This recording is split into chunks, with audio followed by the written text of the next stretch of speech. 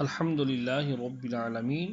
والصلاة والسلام علی سید الانبیاء والمرسلین اما بعد فاعوذ باللہ من الشیطان الرجیم بسم اللہ الرحمن الرحیم۔ پچھلے سبق کے اندر ہم حیض کے بارے میں سیکھ رہے تھے۔ آج ہمارا سبق نفاس کا بیان ہے۔ بہار شریعت صفحہ نمبر 377 کے اوپر صاحب بہار شریعت ارشاد فرماتے ہیں، نفاس کس کو کہتے ہیں؟ یہ ہم پہلے بیان کر کے آئے ہیں،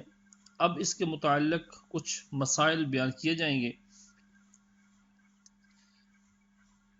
مسئلہ نمبر 1، نفاس میں کمی کی جانب کوئی مدت مقرر نہیں۔ جس طرح حیض کی کم از کم مدت 3 دن ہے، اسی طرح نفاس کی کم از کم مدت نہیں ہے۔ نصف سے زیادہ بچہ نکلنے کے بعد ایک آن بھی خون آیا تو وہ نفاس ہے، اور زیادہ سے زیادہ اس کا زمانہ 40 دن رات ہے، اور نفاس کی مدت کا شمار اس وقت سے ہوگا کہ آدھے سے زیادہ بچہ نکل آیا۔ اور اس بیان میں جہاں بچہ ہونے کا لفظ آئے گا اس کا مطلب آدھے سے زیادہ باہر آ جانا ہے۔ آگے مسائل کے اندر جہاں پر یہ عرض کریں گے ہم کہ بچہ نکل آیا تو اس سے مراد یہی ہوگا کہ آدھے سے زیادہ بچہ باہر نکل آیا۔ مسئلہ نمبر 2، کسی کو 40 دن سے زیادہ خون آیا تو اگر اس کے پہلی بار بچہ پیدا ہوا ہے یا یہ یاد نہیں کہ اس سے پہلے بچہ پیدا ہونے میں کتنے دن خون آیا تھا، تو 40 دن رات نفاس ہے، باقی استحاضہ۔ اور جو پہلی عادت معلوم ہو تو عادت کے دنوں تک نفاس ہے، اور جتنا زیادہ ہے وہ استحاضہ۔ جیسے عادت 30 دن کی تھی اور اس بار 45 دن آیا تو 30 دن نفاس کے ہیں اور 15 دن استحاضہ کے۔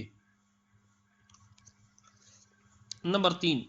بچہ پیدا ہونے سے پیشتر جو خون آیا نفاس نہیں بلکہ استحاضہ ہے، اگرچہ آدھا بچہ باہر آ گیا ہو۔ نمبر 4، حمل ساقط ہو گیا، حمل گر گیا اور اس کا کوئی عضو بن چکا ہے۔ حمل جو ساقط ہوا اس کا کوئی عضو بن چکا ہے، جیسے ہاتھ، پاؤں یا انگلیاں، تو یہ خون نفاس ہے۔ ورنہ اگر 3 دن رات تک رہا اور اس سے پہلے 15 دن پاک رہنے کا زمانہ گزر چکا ہے تو یہ حیض ہے، اور جو 3 دن سے پہلے ہی بند ہو گیا یا ابھی پورے 15 دن طہارت کے نہیں گزرے تھے تو اب یہ استحاضہ ہے۔ نمبر 5، پیٹ سے بچہ کاٹ کر نکالا گیا تو اس کے آدھے سے زیادہ نکالنے کے بعد نفاس ہے۔ نمبر 6، حمل ساقط ہونے سے پہلے کچھ خون آیا،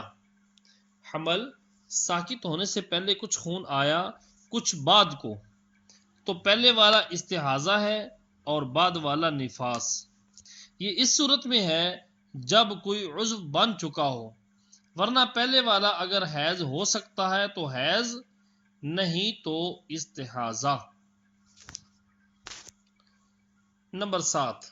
حمل ساقط ہوا اور یہ معلوم نہیں کہ کوئی عضو بنا تھا یا نہیں،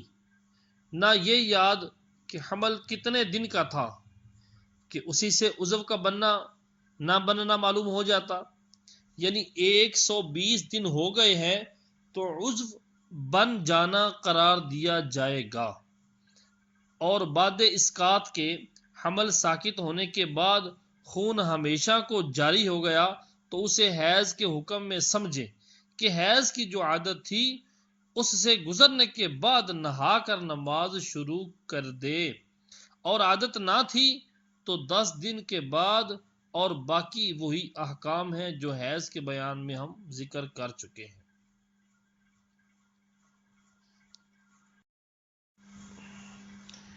نمبر 8، جس عورت کے 2 بچے جڑواں پیدا ہوئے، یعنی دونوں کے درمیان 6 مہینے سے کم زمانہ ہے، تو پہلا ہی بچہ پیدا ہونے کے بعد سے نفاس سمجھا جائے گا۔ پھر اگر دوسرا 40 دن کے اندر پیدا ہوا اور خون آیا تو پہلے سے 40 دن تک نفاس ہے، پھر استحاضہ، اور اگر 40 دن کے بعد پیدا ہوا تو اس پچھلے کے بعد جو خون آیا استحاضہ ہے، نفاس نہیں، مگر دوسرے کے پیدا ہونے کے بعد بھی نہانے کا حکم دیا جائے گا۔ نمبر 9، جس عورت کے 3 بچے پیدا ہوئے کہ پہلے اور دوسرے میں 6 مہینے سے کم فاصلہ ہے، یوں ہی دوسرے اور تیسرے میں اگرچہ پہلے اور تیسرے میں 6 مہینے کا فاصلہ ہو، جب بھی نفاس پہلے ہی سے ہے، پھر اگر 40 دن کے اندر یہ دونوں بھی پیدا ہو گئے تو پہلے کے بعد سے بڑھ 40 دن تک نفاس ہے۔ نفاس پہلے بچے کے بعد ہی سے شروع ہو رہا ہے تو پہلے بچے کے بعد سے بڑھ کر مزید زیادہ سے زیادہ بھی 40 دن تک نفاس ہے، اور اگر 40 دن کے بعد ہیں ان بچوں کی ولادت، اگر 40 دن کے بعد ہیں تو ان کے بعد جو خون آئے گا استحاضہ ہے، مگر ان کے بعد بھی غسل کا حکم دیا جائے گا۔ نمبر 10، اگر دونوں میں 6 مہینے یا زیادہ کا فاصلہ ہے، 2 بچوں کے دوران 6 مہینے یا زیادہ کا فاصلہ ہے تو دوسرے کے بعد بھی نفاس ہے۔ پچھلے مسائل کے اندر 6 مہینے سے کم کا فاصلہ تھا، اس وجہ سے پہلے بچے کے بعد ہی نفاس شروع ہو جاتا ہے۔ یہاں پر فرما رہے ہیں دونوں بچوں کے درمیان اگر 6 مہینے یا اس سے زیادہ کا فاصلہ ہے تو دوسرے کے بعد بھی نفاس ہے۔ نمبر 11، 40 دن کے اندر کبھی خون آیا کبھی نہیں تو سب نفاس ہی ہے، اگرچہ 15 دن کا فاصلہ ہو جائے۔ نمبر 12، اس کے رنگ کے متعلق وہی احکام ہیں جو حیض میں بیان ہو چکے۔ حیض و نفاس کے متعلق کچھ احکام۔ نمبر 1، حیض و نفاس والی عورت کو قرآن مجید پڑھنا دیکھ کر یا زبانی اور اس کا چھونا، اگرچہ اس کی جلد یا چولی یا حاشیہ کو ہاتھ یا انگلی کی نوک یا بدن کا کوئی حصہ لگے، یہ سب حرام ہیں۔ نمبر 2، کاغذ کے پرچے پر کوئی صورت یا آیت لکھی ہو، اس کا بھی چھونا ان کے لیے حرام ہے۔ نمبر 3، جزدان میں قرآن مجید ہو تو اس جزدان کے چھونے میں حرج نہیں۔ نمبر 4، اس حالت میں کرتے کے دامن یا دوپٹے کے آنچل سے یا کسی ایسے کپڑے سے جس کو پہنے اوڑے ہوئے ہیں قرآن مجید چھونا حرام ہے۔ غرض اس حالت میں قرآن مجید و کتب دینیہ پڑھنے اور چھونے کے متعلق وہی سب احکام ہیں جو اس شخص کے بارے میں ہیں جس پر نہانا فرض ہے، جن کا بیان غسل کے باب میں بالتفصیل گزر چکا۔ نمبر 5، معلمہ کو حیض یا نفاس ہو تو ایک ایک کلمہ سانس توڑ توڑ کر پڑھائے اور ہجے کرانے میں کوئی حرج نہیں، یعنی عبارت اکٹھی نہیں پڑھ سکتی۔ الحمد ایک کلمہ ہے، یہ پڑھا، رب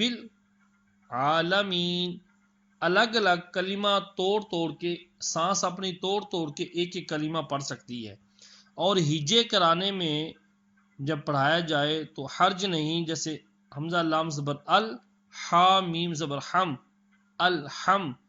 دال پیش دو، الحم دو، اس طرح پڑھانے میں حرج نہیں۔ نمبر 6، دعائے قنوت پڑھنا اس حالت میں مکروہ ہے۔ اللہم انا نستعینک سے بالکفار ملحق تک دعائے قنوت ہے۔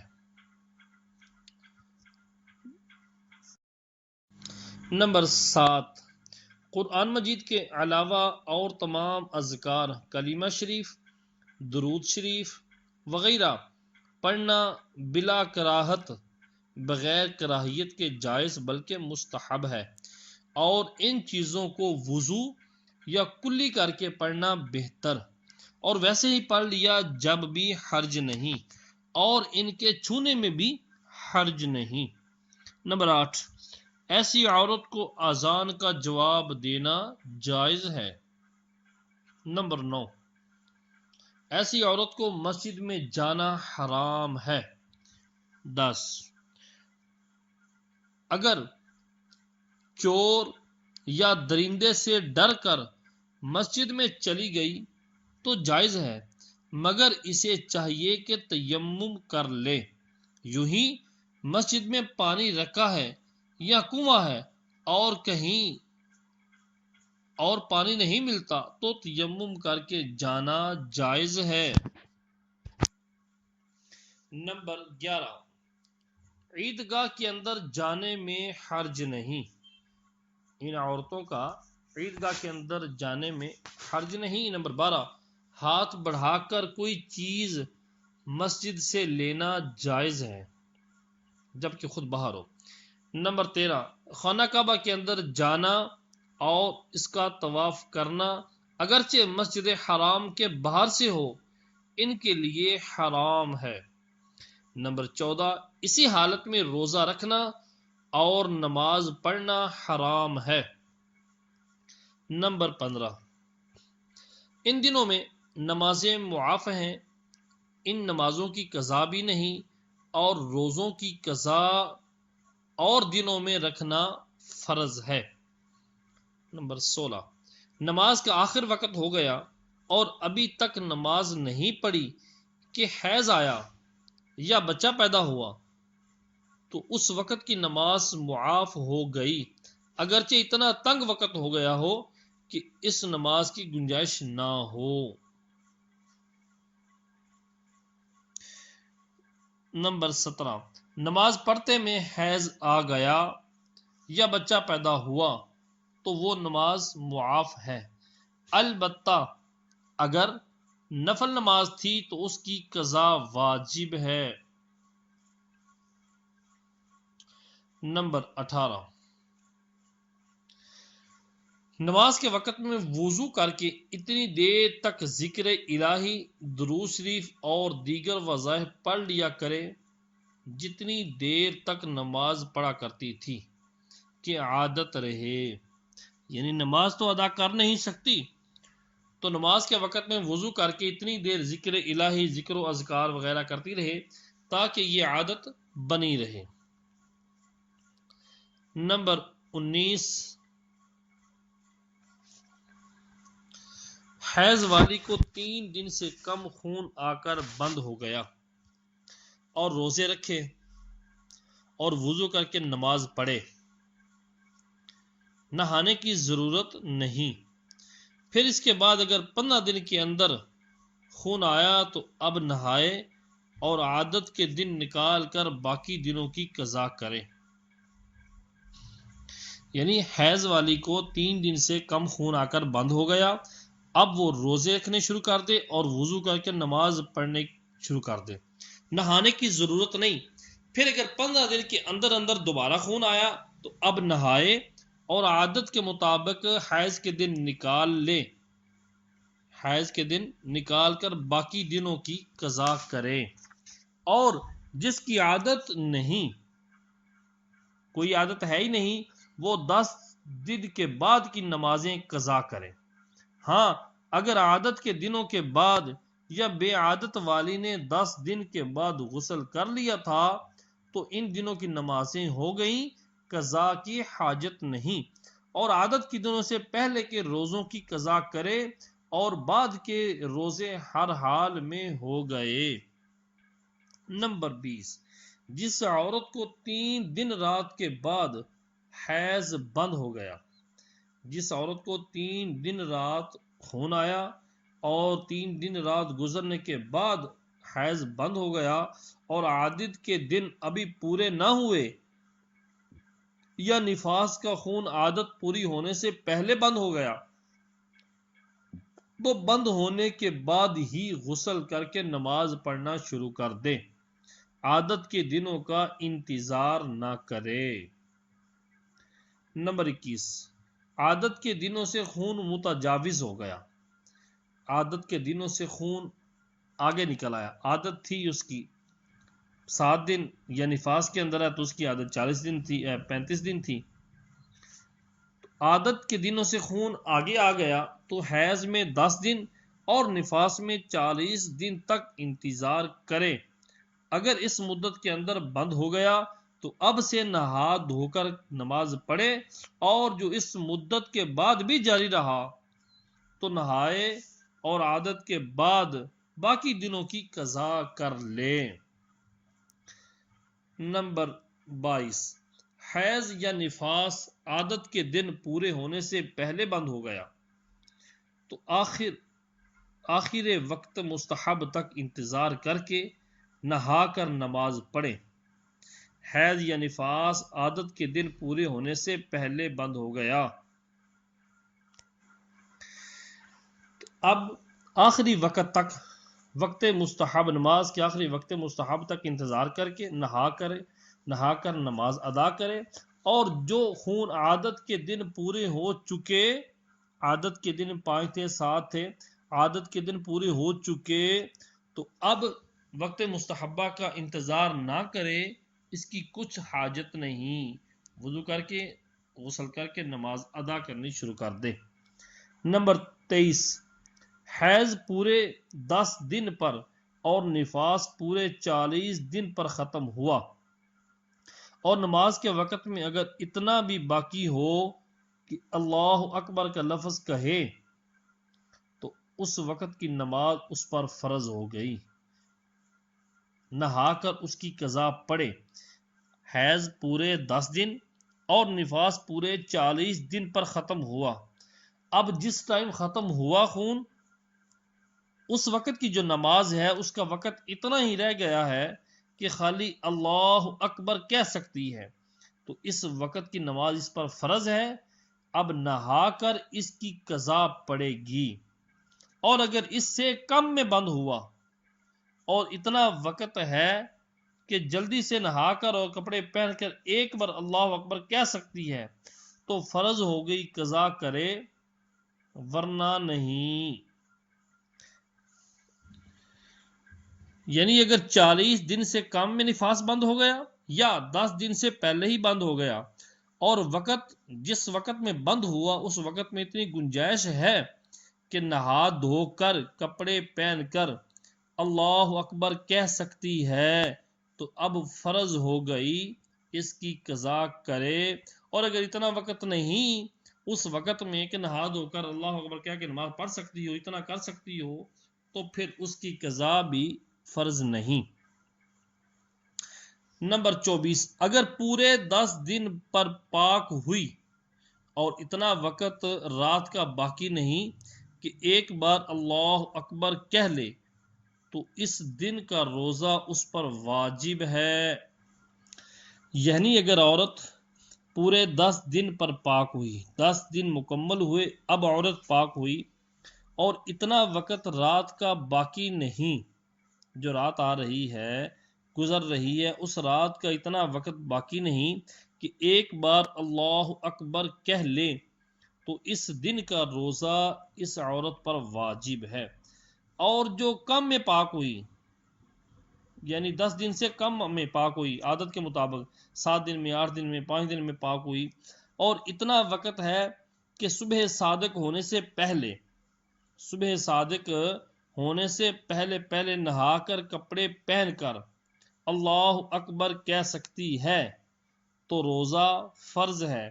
اگر نہا لے تو بہتر ہے، ورنہ بے نہائے نیت کر لے اور صبح کو نہا لے، اور جو اتنا وقت بھی نہیں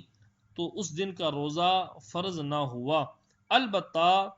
روزہ داروں کی طرح رہنا واجب ہے۔ کوئی بات ایسی جو روزے کے خلاف ہو، مثلا کھانا پینا حرام ہے۔ نمبر 25، روزے کی حالت میں حیض یا نفاس شروع ہو گیا تو وہ روزہ جاتا رہا، اس روزے کی قضا رکھے۔ فرض تھا تو قضا فرض ہے، نفل تھا تو قضا واجب ہے۔ نمبر 26، حیض و نفاس کی حالت میں سجدہ شکر و سجدہ تلاوت حرام ہے، اور آیت سجدہ سننے سے اس پر سجدہ واجب نہیں ہوا۔ نمبر 27، سوتے وقت پاک تھی اور صبح سو کر اٹھی تو اثر حیض کا دیکھا تو اسی وقت سے حیض کا حکم دیا جائے گا۔ عشاء کی نماز نہیں پڑھی تھی تو پاک ہونے پر اس کی قضا فرض ہے۔ نمبر 28، حیض والی سو کر اٹھی اور گدی پر کوئی نشان حیض کا نہیں تو رات ہی سے پاک ہے، نہا کر عشاء کی قضا پڑھے۔ حیض والی عورت سو کر اٹھی تو گدی پر کوئی نشان حیض کا نہیں تو رات ہی سے وہ عورت پاک ہے، نہا کر عشاء کی نماز کی قضا پڑھے۔ نمبر 29، ہم بستری یعنی جمع اس حالت میں حرام ہے، نفاس کی حالت ہو یا حیض کی ہو، ان دونوں میں جمع کرنا، وطی کرنا، صحبت اختیار کرنا عورت سے حرام ہے۔ نمبر 30، ایسی حالت میں جمع جائز جاننا یہ کفر ہے، ایسی حالت میں جمع کو جائز سمجھنا کفر ہے، اور حرام سمجھ کر لیا تو سخت گناہ گار ہوا۔ اس پر توبہ فرض ہے، اور آمد کے زمانہ میں کیا تو 1 دینار، اور قریب ختم کے کیا تو نصف دینار خیرات کرنا مستحب ہے۔ یعنی حیض و نفاس کی ابتدا والے دنوں میں ہی کیا تو 1 دینار، اور اگر قریب ختم کے کیا یعنی جن دنوں میں یہ ان کے آخری ایام چل رہے تھے حیض و نفاس کے، ان دنوں میں کیا تو نصف دینار خیرات کرنا مستحب ہے۔ نمبر 31، اس حالت میں ناف سے گھٹنے تک عورت کے بدن سے مرد کا اپنے کسی عضو سے چھونا جائز نہیں۔ عورت کی ناف سے گھٹنے تک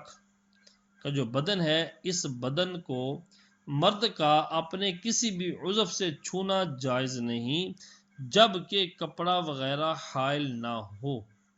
شہوت سے ہو یا بے شہوت، اور اگر ایسا حائل ہو کہ بدن کی گرمی محسوس نہ ہوگی، اتنا موٹا کپڑا درمیان میں حائل ہے کہ بدن کی گرمی محسوس نہ ہوگی تو پھر حرج نہیں۔ نمبر 32، ناف سے اوپر اور گھٹنوں سے نیچے چھونے یا کسی طرح کا نفع لینے میں کوئی حرج نہیں، یوں ہی بوسو کنار بھی جائز ہیں۔ نمبر 33، اپنے ساتھ کھلانا یا ایک جگہ سونا جائز ہے، بلکہ اس وجہ سے ساتھ نہ سونا مکروہ ہے، یعنی حیض و نفاس کی وجہ سے اس سے نفرت کرنا اور ساتھ نہ سونا اس وجہ سے یہ مکروہ ہے۔ نمبر 34، اس حالت میں عورت مرد کے ہر حصہ بدن کو ہاتھ لگا سکتی ہے۔ نمبر 35، اگر ہمراہ ساتھ سونے میں غلبہ شہوت اور اپنے کو قابو میں نہ رکھنے کا احتمال ہو، اگر یہ گمان ہے کہ میں ساتھ سویا تو شہوت کا غلبہ ہوگا اور اپنے آپ کو قابو میں نہ رکھ سکے گا، اس چیز کا اگر احتمال ہے تو ساتھ نہ سوئے، اور اگر گمان غالب ہو کہ گناہ کر بیٹھوں گا تو پھر ساتھ سونا بھی گناہ ہے۔ نمبر 36، پورے 10 دن پر ختم ہوا۔ حیض پورے 10 دن پر ختم ہوا تو پاک ہوتے ہی اس سے جماع جائز ہے، اگرچہ اب تک غسل نہ کیا، مگر مستحب یہ ہے کہ نہانے کے بعد جماع کرے۔ اگر حیض 10 دن پر ختم ہوا تو 10 دن کے گزرتے ہی 10 راتیں گزرتے ہی وہ عورت پاک ہو گئی، بغیر غسل کے اس سے جماع جائز ہے، البتہ اب غسل نہ کیا، مگر مستحب یہ ہے کہ نہانے کے بعد جماع کرے۔ نمبر 37، 10 دن سے کم میں پاک ہوئی تو تا وقت یہ کہ غسل نہ کر لے۔ 10 دن سے کم میں پاک ہوئی، عادت کے مطابق 5، 6، 7 دنوں میں پاک ہوئی تو جب تک غسل نہ کر لے یا وہ وقت نماز جس میں پاک ہوئی گزر نہ جائے، یا وہ وقت جس وقت کے اندر یہ پاک ہوئی ہے یعنی خون آنا بند ہوا ہے، وہ نماز کا وقت جب تک نہ گزر جائے اس عورت سے جماع جائز نہیں۔ اور اگر وقت اتنا نہیں تھا کہ اس میں نہا کر کپڑے پہن کر اللہ اکبر کہہ سکے تو اس کے بعد کا وقت گزر جائے یا غسل کر لے تو جماع جائز ہے، ورنہ نہیں۔ یعنی اگر عورت جس وقت میں پاک ہوئی ہے اور وہ وقت اتنا نہیں ہے کہ نہا کر اللہ اکبر کہہ کے نہا کر اللہ اکبر کہہ سکے تو اب کیا کیا جائے گا؟ اب اس کے بعد جو اگلا نماز کا ٹائم ہے وہ پورا گزر جائے تب جماع جائز ہوگا بغیر نہانے کے، یا پھر نہا لے غسل کر لے تو اب جماع جائز ہے، بغیر اس کے جائز نہیں۔ نمبر 38، عادت کے دن پورے ہونے سے پہلے ہی ختم ہو گیا تو اگرچہ غسل کر لے جماع ناجائز ہے، یعنی جائز نہیں، تا وقت یہ کہ جب تک کہ عادت کے دن پورے نہ ہو لیں۔